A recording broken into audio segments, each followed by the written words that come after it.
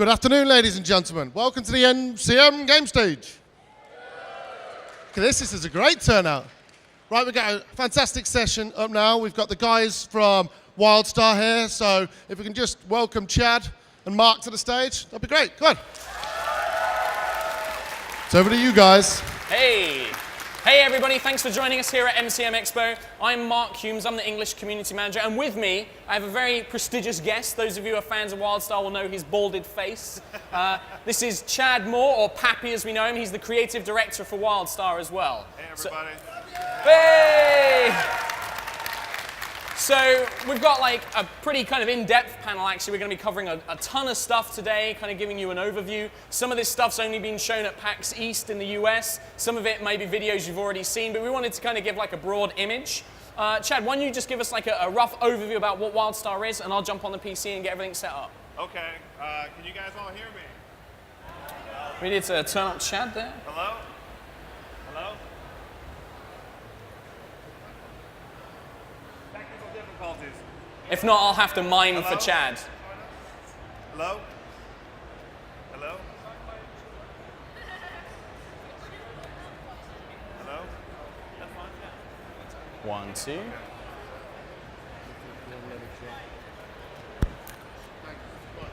Hello? Oh, there we go. Sorry, you're going to have to stand up and walk around, Chad. That's okay. For those of you that don't know, Wildstar is a AAA MMO. It's releasing here in about a week on June 3rd. If you've pre-ordered, it starts on May 31st for our 3-day Head Start program. Woo! How many people have pre-ordered out there? Yeah, that's what we like to see. Wow, that was pretty good. That's good.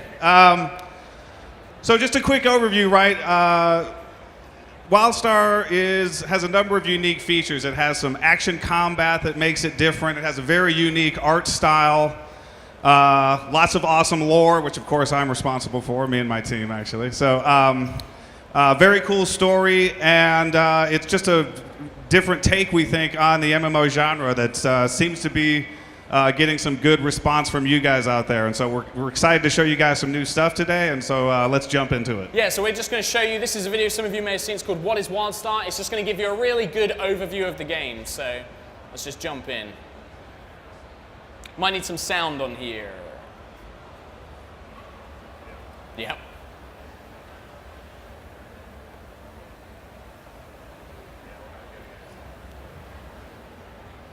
Just jump back a little bit.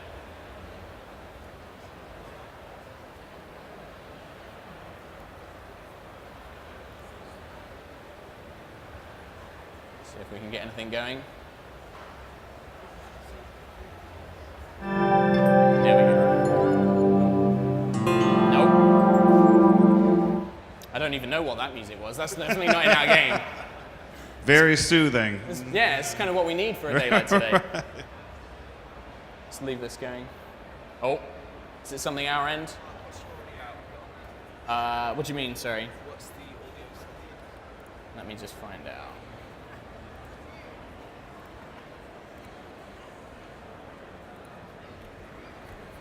Hang on, let me try it now, I think, actually. Oh. What's that video?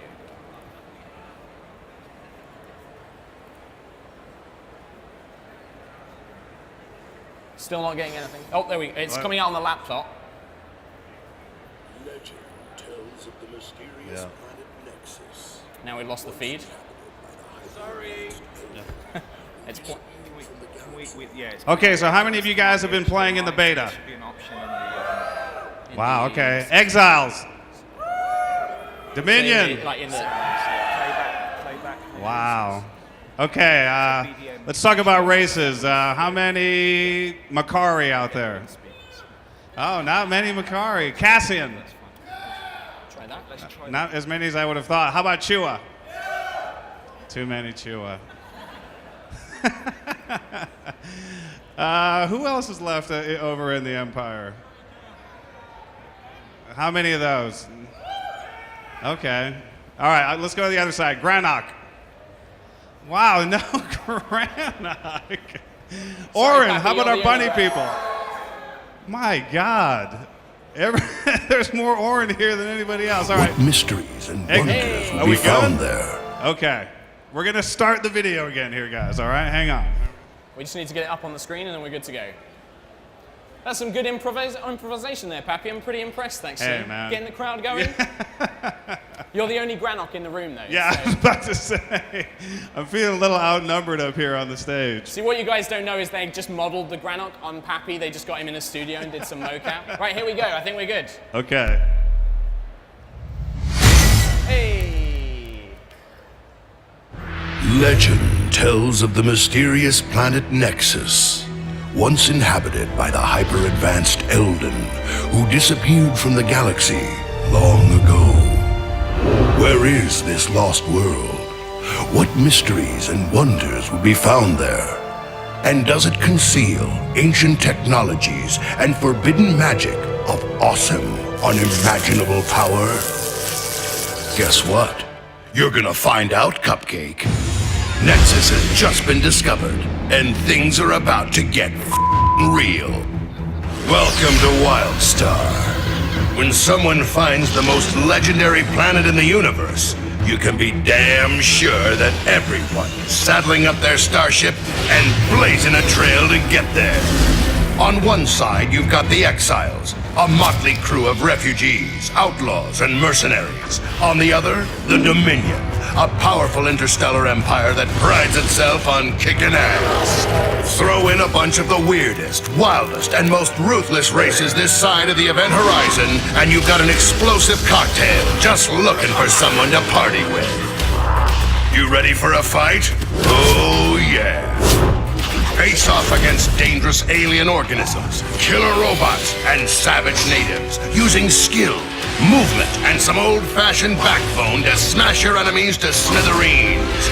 Whether your arsenal is big guns and bullets or supercharged magical spells, you'll be cracking skulls and making corpses in no time. Well, stakes not high enough for you? Then you and some of your most bloodthirsty friends should double down and buy a war plot. Then outfit it with enough firepower to blow a hole in the space-time continuum. When your death fortress is complete, go to war against your enemies and earn rewards so epic your head will explode like a supernova.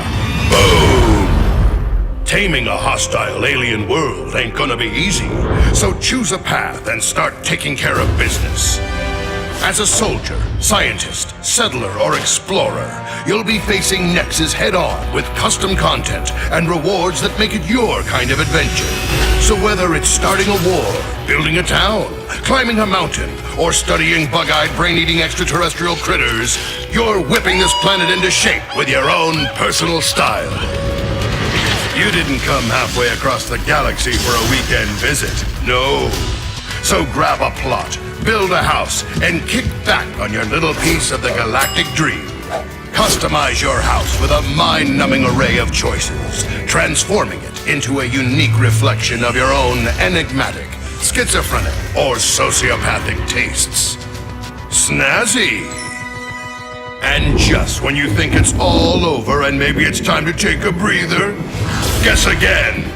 Dive headfirst into an episodic world story to reveal the ultimate secrets of Nexus, doing your best to avoid getting demolished, dissected, or vaporized. Along the way, you'll see some of the most epic content since the Big Bang itself, squaring off against the most hair-raising enemies that Nexus has to offer. Add to that an unbelievable lineup of dungeons, raids, PvP battlegrounds, and adventures, and you've got a rich, deep, unforgettable experience that's guaranteed to blow your mind.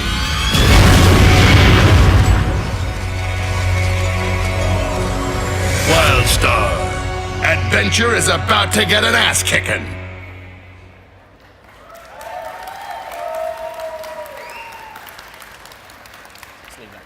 So yeah, that's a great overview of Wildstar, just to kind of give you a thing on all the kind of features that we have in the game and some that we've not revealed in that video as well. But Pappy, one of the big things about Wildstar is, you know, we talk about action combat all the time. Why is that so important and stuff like that? Why don't you give the guys like just a quick chat on that, and then we've got a video to kind of show you how the action combat plays out. Right, so Wildstar's combat system is based on what we call telegraphs. So as you're adventuring through Nexus and you come across a creature, as you begin to fight that creature, they will project telegraphs on the ground, which are these sort of red indicators. And those are telling you that you should probably not be standing anywhere inside the red telegraph. So what this means as you play through the game is Wildstar's combat is a lot more dynamic and active than some combat that you see in other MMOs, right? Things like movement and position really matter. Along with the telegraph system, we also have what we call free-form targeting. And so as you're actually playing through the game, you're not just tab targeting and hitting a bunch of abilities. What you're doing is actually finding enemies, lining them up. You know, depending on how skilled you are, you can actually hit multiple enemies at once, depending on the skill. And what this means, right, is because both you and your enemies project telegraphs, people in your group always kind of know what it is that you're going to do. So it's a way of actually communicating between the different members of your group without actually having to say anything at all. So overall, it just makes Wildstar's combat pretty engaging, and so far the reaction from the community has been pretty good. Yeah, especially for those of you who love PvP as well, like that whole player thing. You know, you're each aiming your abilities and stuff. We're just going to quickly show you a good example here. This is one of our dev speaks. So this is with Stephen Frost. Some of you may know him. Oh, I don't know if we need to switch. Welcome to this Wildstar. Oh, we lost. This Do we need is to DevSpeak. switch on the sound again? This is the disclaimer. Go time. In this episode, we're going to talk about what is, hands down, the most defining aspect of Wildstar's combat: aiming. Now, during development, we experimented with several different aiming methods: traditional MMO tab targeting, crosshair aiming, crosshair soft targeting, and MOBA-style skill shots. Each of these methods has its pros and cons, and attracts some of us more than others. In the end, we decided to put together a new system we call freeform targeting. It takes the core of traditional MMO tab targeting, letting you easily locate your allies or enemies. But with almost all of our abilities, you can actually take manual control of your aiming to launch projectiles or inflict pure area effect damage. This system ends up giving you moment-to-moment control and a real sense of risk versus reward. It also works great with our existing creature telegraphs. Telegraphs felt pretty awkward when combined with traditional MMO targeting. All you had to do was use an ability to snap back to the enemy. Not much skill. Freeform targeting is the missing link. This means that while your enemies can miss, so can you. Suddenly, movement, positioning, and aiming make all the difference to an expert player. Because getting the most bang for your buck means nailing all four of these fools. This is also crucial to PvP. The best players know how to deliver their damage while avoiding their enemies. This guy, he needs to get on my level. Now, we do give you tools to help you aim. Mousing over an ability on your bar shows a targeting decal. Holding down the button lets you aim. When you're ready, just release. There we go. All classes in Wildstar will have to master aiming. Need a little crowd control? Make sure your aim is on point, and you'll unleash some crazy combos. Tanking? Freeform targeting adds an element of skill to all the basics. Pulling, holding threat, taunting, protecting your group. Skilled tanks will stand out. How about healing? In Wildstar, healers will have to move constantly, evading attacks and actually lining up their heals. You'll know a good healer when you see one. To keep things fresh, we have a smorgasbord of different attack shapes. And when paired up with different cast methods, we get a huge range of abilities. Keep in mind, moving and aiming are just the meat and bread of the Wildstar combat sandwich. We still got all the fixins. Later, we'll talk about how crowd control works in Wildstar. Like blind. Oh, That's it for now, but don't forget social media and all that jazz. After all, the devs are listening. Sandwich. So, was that you in PvP being destroyed by Frost there? That very well may have been me. So those of you who don't know, Pappy kind of has an ongoing PvP thing with one of our other devs, and he keeps getting defeated. So that kind of gives you a rough idea on like how the actual combat looks and plays and everything else. Who in here, anybody in here like raiders or like, you know, hardcore PvEers or anything like that? Put your hands up. We got a couple of good raiders in here and stuff like that. So one big thing about Wildstar is we've got raids. We've got 20-person raid, we've got a 40-person raid. And they're pretty hardcore. Do you want to chat about some of the raid stuff, perhaps? Yeah, well, I think the important thing to know, we're going to show you a cool video that's all about our raids and just how hardcore they are. But the important thing to note is, once you start the game and you're actually learning the secrets of our combat, right? You're learning the telegraph system. You're learning how to use your abilities for freeform targeting. As you go through the game and you're playing through higher and higher level zones, you will begin to see more and more complex telegraphs in the open world. So you'll be learning exactly how the combat system works as you progress through the game. If you play through our dungeons, they get even more complex and challenging. By the time you get to the raids, some of these telegraphs are just completely insane. But if we've done our jobs as developers, then you've actually learned everything that you need to know just by playing the game from level 0 to cap. And so we're going to show you now this video that shows you some of the awesome insaneness of our raid telegraphs. Put on Frost's hardcore dev speak raid? Yeah. Let's do it. T for teen. Damn right.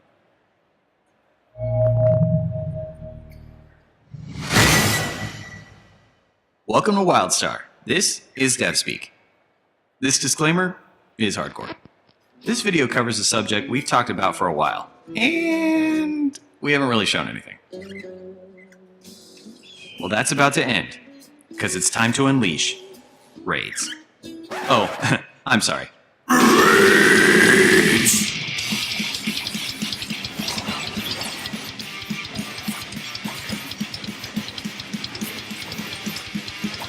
See, raids in Wildstar are what we always thought raids should be. For those who aren't hardcore, raids are when 20 to 40 lunatics rush headlong into a nightmarish scenario of pure carnage and impossible odds. Why? Because they're hardcore. And in Wildstar, we've made sure that the experience is fun. And it's all thanks to Wildstar's combat system. If you've seen our videos, you know that we communicate both player and enemy attacks using telegraphs. In the open world, this makes combat feel clear, dynamic, and reactive. It makes dungeons feel dangerous and exciting. And it makes raids insane.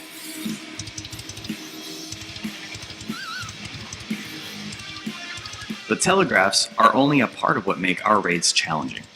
For starters, they're ginormous.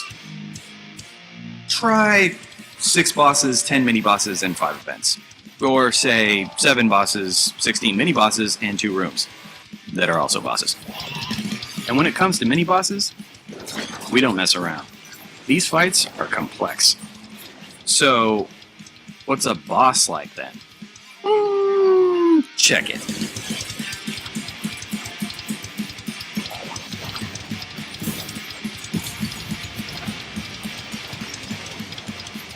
Hardcore. Telegraph-based raids keep even the hardest encounters in the game feeling completely unpredictable. No website walkthrough will prepare you for the randomized chaos being thrown in every direction. But don't worry, because thanks to telegraphs, you'll know exactly what you did wrong. Yeah, that. And working together is a big deal in our raids. What are you, sleeping? So we've made sure that teamwork is fun. Whether you're dropping down a heal, grappling teammates back to safety, or drawing fire to keep the room from being destroyed. Our raids pit players against the environments themselves.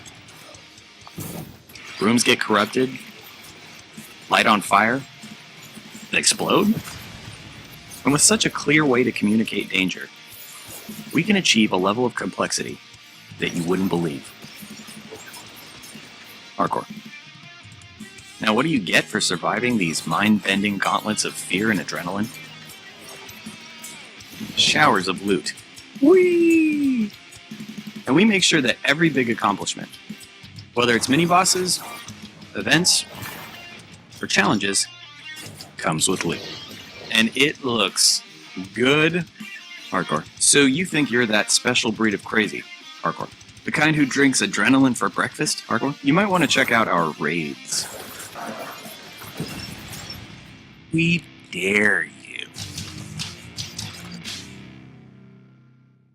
Oh, and hit us up on social media. So that was kind of like the dev speak thing. I'm just going to pop on a video in the background while Pappy's going to kind of talk you through some of the more, mechanics of the raid, some of our design ideas, maybe even a little bit of the story. You are the story guy after all. Maybe you can talk a little bit about that. So I'm going to just put this on quietly in the background. So the thing to remember, right, about raids, and raids are part of what we call our Elder Game. Elder Game is what takes place after you get to level cap, right? So raids are just one component of that. We have lots of other things that will be going on, which we'll talk about here in a few minutes. The thing to remember about raids, and we've been sort of unapologetic about this, is that they are created for the most hardcore players in the MMO space, right? Like, we are not having, we will not have a raid finder, right? Like, we want players that are committed to doing our raids to be the players that want to take on the biggest challenge that we have in Wildstar.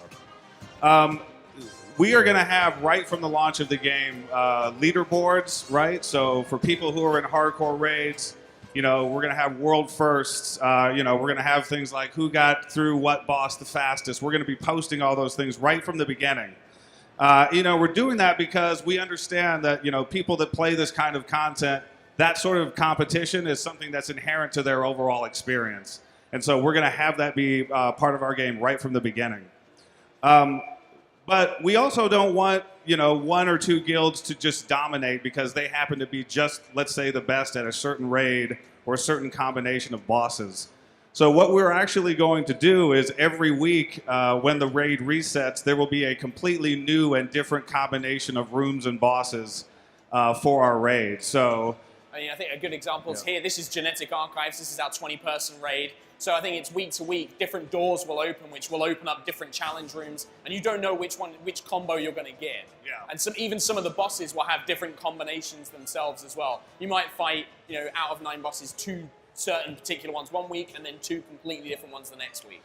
And so, the reason we do that, right, is because a particular combination, there may be another guild who just happens to have the skill and the combination to be the best at that particular raid that week. So they move to the top. So what it does is it actually encourages, our biggest raid guilds to not just be good at a particular combination in any raid, but to have skilled players who are flexible enough to actually go in and perform at whatever the combination happens to be. As we said in the dev speak, and as you guys are seeing here, whether it's base population, mini bosses, or the actual epic raid bosses that you'll face here, all of them are extremely challenging. These raids are massive. They are probably the biggest interiors that we've created for the entire game. We want these experiences to be completely memorable and to be challenging at every level. Our dungeon designers and our artists have done a great job, I think, of creating something that will be extremely memorable, for you people who want to take on the hardest core content that we have. Absolutely. So do you want to so Genetic Archives is the 20-person raid. If you want to just give us a really quick overview on sort of where that falls into the lore of the unit of the world and Nexus itself, perhaps? Sure. So for those of you, who haven't heard anything about our story, the overarching story of Planet Nexus is that there used to be this advanced race called the Elden that once lived here. When players get here, what they discover is that the Elden are gone. There's absolutely no trace of the race here. But what they've done is they've left behind all of these different experiments and these scientific labs.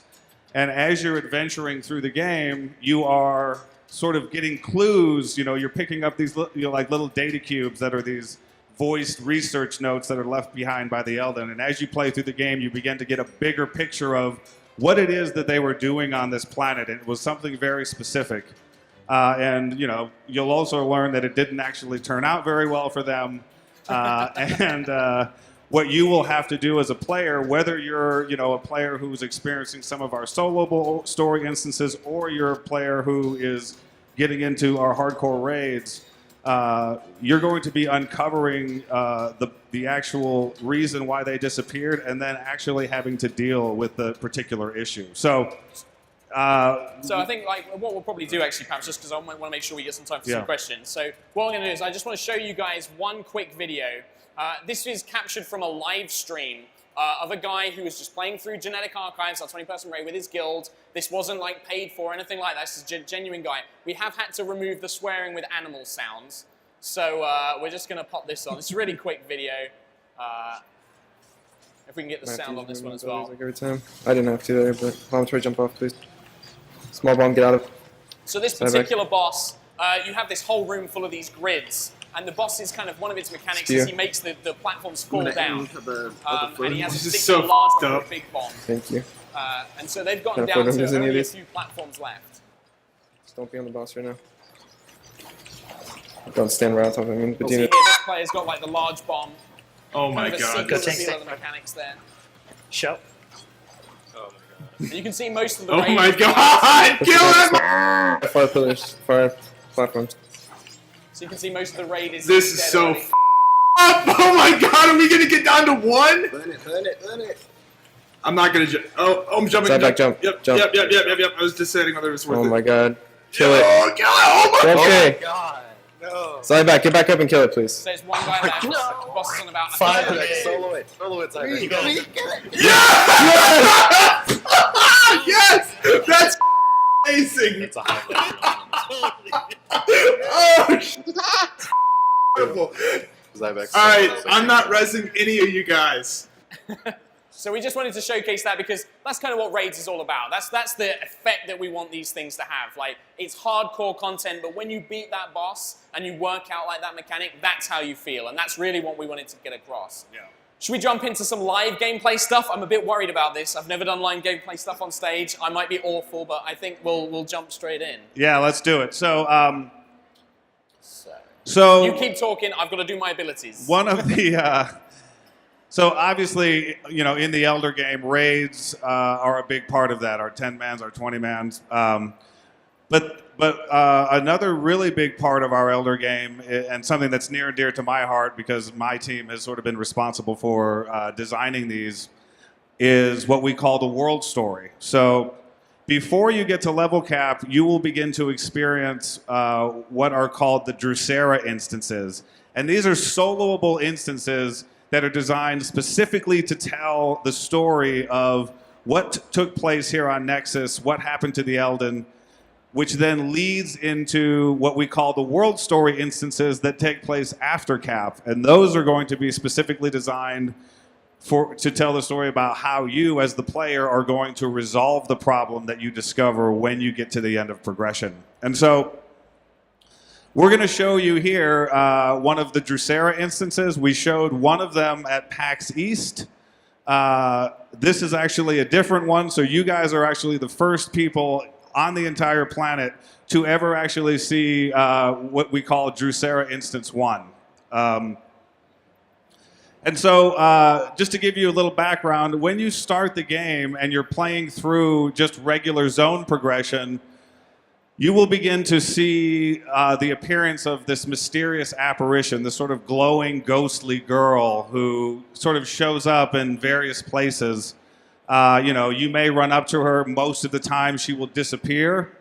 She may say something to you that's sort of enigmatic and mysterious, but you never actually interact with her. But at about level 35, you get called to your capital city to discover or to investigate this strange anomaly. And when you step through the anomaly, you are faced with Resero herself. And that's where Mark is right now in this first instance. So due to the stream, we do have to have it at a slightly lower res than what I'd normally want to play at. And so what you begin to learn as you play through this content is that Resero has some sort of insider information about what exactly took place here on Nexus. She doesn't actually know, or she doesn't tell you why she knows these things, but she's sort of showing you these mysterious locations deep within, you know, the heart of Nexus that were important to the overarching goal of the Elden here on Nexus. And so as you go through and you're playing through this content, you will sometimes run into other iconic characters. For example, here, this is the Caretaker, who is both a good guy and a bad guy. He's this sort of schizophrenic Elden virtual construct who was once in charge of all of the scientific experiments on Nexus, but over the last 1,000 years since the Elden have disappeared has sort of gone a little glitchy. And so as you're playing through this content and you're learning the story of what took place on Nexus, you will be interacting with characters like the Caretaker, obviously with Drusera, some of the more important iconic characters that are on your factions will start to get involved in these stories. As the stakes sort of increase and you begin to truly understand what the actual danger is here on Nexus, and then, obviously the overall story begins to intensify. And then right at the end of the game, once you actually see what it is that's going on here, then you'll be launched into what we call the world story, which is all of the Elder game content that is designed specifically to tell that story. So the important thing to note about this content is that it is basically designed specifically for people who like story. In the same way that our raids and our dungeons are designed specifically to cater to the most hardcore players, the min-maxers, people that want the most challenging content. This particular content is designed solely for players who want to learn everything there is to know about the mysteries of the Elden. The reason we did that is because in a lot of games, what tends to happen is the most epic story moments that take place in a game are things that happen in raids or in dungeons. Most of the players that I know that really enjoy getting into the story of a game are not, the players who are rushing headlong into a 40-man raid, And in fact, if you have someone in your 40-man group who's stopping to read lore or trying to watch the cinematic, you're basically screaming and yelling at that person, to get back in the game. And so this content is, again, designed specifically for people who enjoy the lore and want to know what's actually going on in the game. Because of that, we can actually design these in a more traditional way. There's a more linear story structure. As we get into the Elder game content, there will be a lot more VO that's associated with these instances. And so, we really want players who love to get into the story. We want them to have their own special kind of content, like we do with many other kinds of players in Wildstar. Another thing that's kind of cool about these, because they're instance and because they're sort of more traditionally structured, we can actually do some different mechanics. So obviously we do a lot of scripted events, which is cool, but we can actually do things like more path-specific content. So paths are something in our game that you choose along with your race and your class. And we have a lot of places where that particular choice that you made for your character will also play into the content that you see in these instances. So, want me to keep going? We've got about another 5 minutes of this if we want to. Okay, yeah. So, I don't really have a whole lot more to say about it. We don't want to spoil it too much. Yeah. Okay, well, we can leave it there. And we can move on to doing some Q&A. So, yeah, that was... That was one of our story instances there. Yeah. And what we're going to do now is we're going to do, if you guys have got any questions, I think Dan's going to run around with a microphone. And if you've got any questions for me or Pappy, we can answer them. Okay. Just leave that there. So if anybody has any questions, pop your hands up. We got one there. I don't know if we've got a microphone or somebody to run around. Dan, we have a mic or something we can run around? Cool. Thanks, man. And we had a guy right here in the front we'll grab first. Testing. Here we go. We got sounds right here. Just wanted to know, have you come up with a name for the purple moon that orbits Nexus yet? Sorry, what was that? Have you come up with a name for the purple moon that orbits Nexus yet? That's Yes. one for Pax. Do you want to know what the name is? I would expect they would, yes, Pappy. I would expect that if they asked, they'd like to know. The name of that moon is Lumos. Lumos, there you go. In fact, actually, so we got a couple of these Rousdower plushes, and for anybody who answers a question, I'm going to come. Shall I take some round with me? Yeah, I think that'd probably be a good Here you idea. go. We'll give this chap first. During the beta, I was playing as a warrior tank, Yeah, sure. and there was a lot of concerns about the threat they were putting out in comparison to the Stalker class and the Engineer Oh, wait, class. wait a minute. Wait. The purple moon, right? Sorry, no. Might want to move it closer. Not Lumos. Halon. Oh, okay. Halon. There you go. If you just move it a bit closer to your mouth, sorry. It's been a long trip. During the beta, I was playing as a warrior tank, and there was a lot of concerns going around on the forums and in-game about the threat per second they were putting out in comparison to the Stalker and Engineer tanking classes. Is that going to be addressed, do you know, or is that still an issue? Or In terms of class balance, that's something that's always being worked on. And I play like a warrior tanking game and stuff like that. Any kind of abilities or class balance and stuff, that's always being tweaked throughout the beta. You know, we're always looking at the forums. We're always checking other like third-party forums as well, seeing what's being discussed. There's a lot of internal testing that goes on as well to try and make sure that balances. And I think even the class guys, they said, you know, we make a few jokes about the balance in the game is perfect, but it's done in a very kind of joking manner. They know that it's always going to be something we need to improve. I've been playing as an engineer tank. I've been running through dungeons and, you know, managing to keep threat okay. So it's just tweaking those abilities and keeping them done. So I think it's good to note too that I think, you know, as a company, it's hello. Oh, we've lost. Hello. Okay. There we go. As a company, we've really tried to focus on taking feedback from the community. When something's broken, you know, we do our best to fix it, and we're going to continue to do that all the way through launch and into post-launch. Absolutely. I can't see Dan. I'm guessing he's found somebody to ask a question. Right at the back here. Can you hear me? Can you see me? Yep. Okay, hi guys. 2 questions. First, are you gonna fix a medic focus problem in PvP? And the second one, which is more important for me, Wildstar is a hardcore game, yeah? So the raids are really, really hard.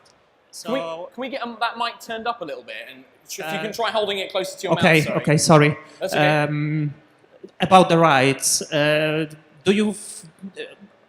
what I'm afraid of is that after a month or 2, there will be a huge QQ on forums about how raids are hard and so. So are you strong enough to resist that and keep them hardcore?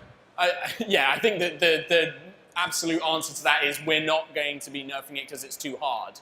You know, if there's something broken or something like that, sure, we'll look into it, but the intent of the design team is we want this stuff to be tough. Yeah, I mean, I think our philosophy is that raids they're not for every single kind of player. We are not designing them to be for every single kind of player any more than we're designing, you know, these world story instances to be for the hardcore. Like, we're not putting hardcore raid bosses in the world story instances so that the raiders, you know, will be happy about going in there, right? We are making raids for the hardcore, and we're making story instances for people that like that, and we're gonna stick to those philosophies for the foreseeable future. I mean, and we've got content coming post-launch to keep that going as well. So there will be more story stuff for people that like that. So it's, you know, you're not just locked into what's in launch. Next question. Here we go. Hi, I'm just wondering what's going on with the costume system. I know Guild Wars has like a wardrobe thing. I was wondering what you guys are going to do for the outfits and stuff. So at the minute, we've actually just made a change in beta. We've kind of combined the dye kind of character and the costuming system together. I know that there's stuff that they're looking into that they want to improve. It's currently going to stay as it is for launch, but post-launch we're going to be looking at ways that we can improve it. I know the Guild Wars 2, as you mentioned, have got like the new wardrobe system. We're going to be looking into, maybe we can do something like that, but it's going to be something we need to look into post-launch. And as always, it's going to be stuff that we base feedback on. You know, if you guys have got ideas or if something's not working, come and let us know on the forums, you know, and the guys at Carbine are really open to listen. You know, we've got the tagline of the devs are listening. It's not just a tagline. The guys genuinely do listen. We've actually already made a bunch of changes to character models and costume that have been implemented in beta, and we'll continue that through launch as well. But as it is, it's going to stay as it is for launch. So, cool. Next one from Dan. At the back, can you see us?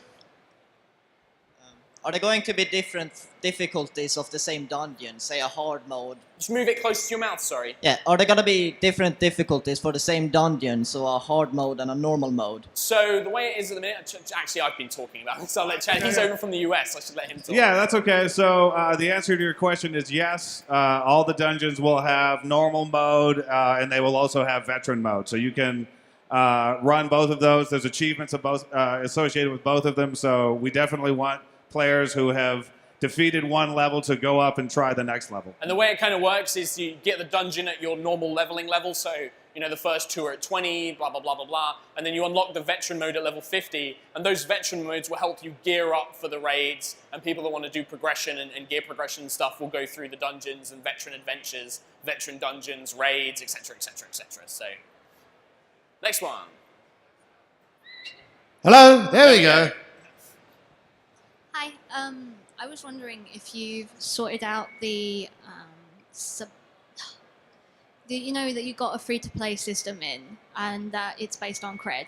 The cred system, yeah. Yeah, the cred system that you can buy with real money. But I was wondering, where do you buy it in-game with actual in-game money? Is it based on the user system on the auction house? So if people are selling it on the auction house, it's based on their so price. it's actually got a separate commodities broker. So cred's done on the commodities broker, and then items are handled on the auction house. So I don't know if you want to chat about this one, Chad. Yeah, I mean, so you buy a cred, you'll sell it on the commodities exchange in the game, and then, you know, basically the price for a cred in-game gold will just be determined by what the market will bear, right? So we're kind of hoping once a lot of people get in there, you know, the prices will stabilize. I'm sure at the beginning it'll sort of fluctuate, but, you know, we really hope this system works because we understand there's people out there, you know, who want to play for free, and so that's what the system is designed for. Yeah. If we grab some more from this side, Dan, and then I I'm think right there's here. a couple of people have had their hand up for a while over here as well. Hi guys, love what you're doing. Just a quick question about adventures. They seem a really cool way to kind of expand on the massive content that's already there. Where did you come up with the idea? It just seems something really, really fresh, really new, and it's kind of, if you want to take a break from raiding or from dungeons, it's fantastic to go, well, hey, I'm going to go do that tower defense kind. I'm going to go do, you know, the stealthy kind that we all saw in the dev speak. Just really wanted to know what the inspiration behind that was. Cool, thanks, man. So in terms of adventures, it really just came out of sort of, you know, what you're talking about. You know, in terms of like PvE group content, you know, there's not tons of different variations on that, right? You've got dungeons, you have raids. We actually have another type called ship hands, which is group content that you can actually experience just out in the real world, that you can take sort of a spaceship up into orbit and then do some cool content sort of up in space. But the adventures is a totally different experience, because if you've played any of them, they're kind of based on choice, right? So you go in and you sort of have these branching choices that you as a group can vote on as you're actually playing through them. Depending on the choices that you make, the outcome of the adventure could be vastly different. And so what you'll see in adventures that you won't see in things like raids and dungeons is, you know, some completely new mechanics and some completely new UIs that sort of support that whole idea of choice. You know, for me, it's just one of the coolest sort of implementations that we have for PvE group content. And, you know, just from a lore standpoint, it's kind of cool that they're all sort of simulations. So, you know, the different variations that you get in there, actually, it all kind of makes sense from a lore standpoint. If we can get it, there we go. It's really, the whole idea of having the simulation as well means that you guys can play with stuff like, hey, did you kill an NPC in a zone? Maybe he comes back in an adventure and you experience a what if he was never killed and stuff like that. Exactly. So there's a lot of cool stuff we can do. And yeah, I think like there's a lot of D&D players at Carbine, a lot of tabletop RPGs. I think probably that maybe had an influence as well. Yeah, Wanting sure. to caretake as kind of like a psychotic GM, so which is kind of cool. Next question. I don't know where, there he is. Yeah, hello. Mike? Hello? Can It's you the hear battle me? of the microphones. Hello? Here we go. You got you. Can you hear me? Sort of. Hello. I just wanted to ask, because we've seen amazing art and as well through the beta and the trailers, amazing characters. So I was just wondering, if you had the time and the money, would you be sort of a companion, maybe web series, to explore a bit more into those places and characters that we've seen? Web series based on Wildstar. Absolutely. If, like a lot of people have been asking about, different ways and different mediums that we can express Wildstar stories and lore into. Right now, we're super hyper-focused on next week and just getting the game launched. But my personal opinion is those different kinds of medium that come out, whether it's comics, fan fiction, fan art, all of those things are things that really add to the overall strength of your IP. And so my hope is that we really start to focus on that kind of thing after we get past launch. Dan, how many plushes have we got? We've got time for one more. One more? I've got 2 plushes, though. All right, let's try and get 2 quick questions in. Hi. I want to ask a question in regards to the telegraph system and your spell effects, and basically how they overlap. For example, in raids, when you're raiding with 20 people and there's all those spell effects going off, there's probably some chances that you're going to miss some telegraphs. Is there a way that you will be able to implement, like, turning off your friends' spell effects just so you can only see your own? It's actually already in. You can actually You've already put that in, yeah? Yeah, you can lower the opacity of your telegraphs, of enemy telegraphs. You can lower the opacity of group and raid member telegraphs. There are some which changes color. I mean, I tend to set, like, allies ones quite low, and then have enemy ones really high, and then my own ones like kind of in the middle. And that tends to mean that you can pretty much see everything the enemy's doing, everything you're doing, and then you get a rough idea of what the raid and the group are doing. So it's already in. That's a great question. I like it when I can say that. And finally, One more. the last question. Last Make it question. good. No pressure. Hey guys, Hey. so I've heard that you are kind of World of Warcraft vanilla players. How different from that kind of raid are the Wildstar raids? So, sorry, I kind of missed some of that. The vanilla World of Warcraft vanilla raids. How we're kind of similar or how we're different? Or? How hard they are compared to that? So how hard they are in terms of that, I mean, I've watched, so I actually got the opportunity, I went out, I'm based here in the UK, we flew out to Carbine and we sat down with Brett, Time Traveler, our lead dungeon and raid guy, and he flew us through all the dungeons, explained the mechanics, and I've only done a little bit of vanilla vanilla WoW raiding. I did a little bit of Blackwing and a little bit of Molten Core. Very little, I was terrible. But it looks to be harder, mainly because of the telegraphs, mainly because you don't always know where everything's going to go. You don't know when that attack's going to come. Some of the bosses in our 40-person raid Datascape are just insane. You've also got the environment as well. There's a great boss where you have all these sky platforms. You've got to grapple along. Your bodies will get knocked off. You've got to rush in and try and grapple them back on. So there's so much more going on. I think that's kind of what makes it challenging, but it's also what makes it fun. You know, there's no cigarette break gameplay. You're not just kind of sitting there, 1, 2, 3, 4. Oh, they're doing fire. I'll move over to the side of the room, blah, blah, blah. You've really got to be on your game. And I think that's where the difference is. But yeah, no, I think that they're tougher, but we'll wait and see what the fans say. Yeah, I mean, not having experienced the 40-man yet in there, I think the combination of the complexity of the telegraphs and all of the environmental stuff that we do in just about every single encounter. Everywhere. Yeah, I think that they'll be more challenging, more hardcore.